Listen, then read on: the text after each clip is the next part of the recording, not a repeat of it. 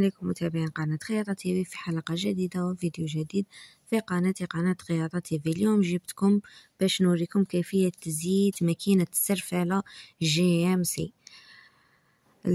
تبعوا معايا خطوة بخطوة ودوك نوريكم أعزائي وعزيزاتي. شوفوا الآن، أول حاجة غادي نجيب نفتحها منها، غادي على الجنب غادي نلقى واحد القابصة علبة صغيرة، ها هي نفتحها بهذا الشكل. بسم الله، نفتحها فيها بونجا لداخل هاد العلبة.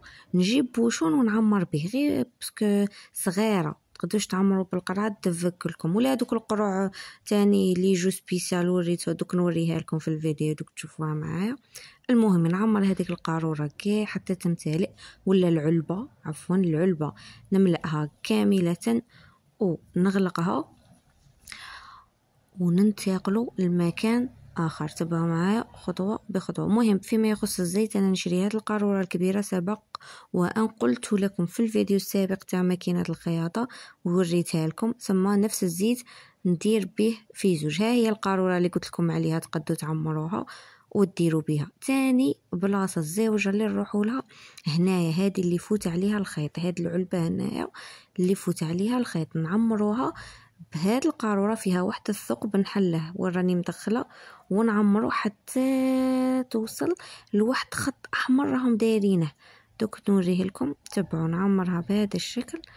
كي يوصل الزيت تتعمر ويوصل الزيت عند هذاك الخط الاحمر نتوقف، ما نديباسيش. ها هي امامكم تمتلئ. هذاك اللاستيك اللي راني ملوياته على العلبه باش الزيت ما يسيلش من تما، باسكو كي تبريسوها الزيت يولي يسيل من تما، دونك ديروه باش ما يوليش يسيل لكم من ومن، يسيل ديريكتومون في المكان اللي رانا حابين نديرو فيه الزيت تاعنا. ها هي كما راكم تشوفوا بعد ما وصلت للخط الاحمر ومتلأت نكونوا كملنا من هذا الجزء وننتقلوا لجزء اخر واللي هو هنايا. شوفوا داير لكم اويل تما تاني تقدروا ديروا هذيك العلبه تاني تاع الزداج نفتحوها. الا ما عرفتوش تفتحوها ندير لكم فيديو قصير ونوريكم. هنا انا كنت صايف تحتها وراني نوريكم الداخل. شوفوا الداخل شافيها الصوالح تاع ماكينه الخياطه. هنا يتعمر الزيت بكميه كبيره جدا، وهذا السهم هنا اللي دايره هنا كمؤشر باه نعرفوك شغل كي كنتو تعمروا في الزيت يبدا يطلع، تحسوه باللي طلع المستوى تاع هذاك الخط. لكن كي شغلو كي هو كاع تعرفوا باللي رخصها الزيت.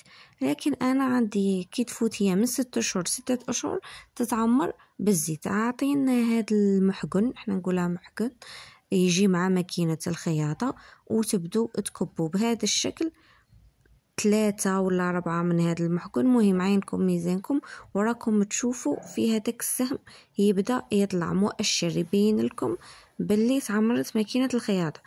المهم هادو هما 3 اماكن اللي انا نعمر فيهم الزيت في ماكينه الخياطه تاع السرفاله. اي حاجه ما فهمتوهاش ما عرفتوهاش راسلوني عبر قناه التعليقات ونقول لكم، واللي عندها كاش معلومه كذلك تقدر تفيدنا في التعليقات ونستفادوا منها. المهم هنا انا كملت. سلام.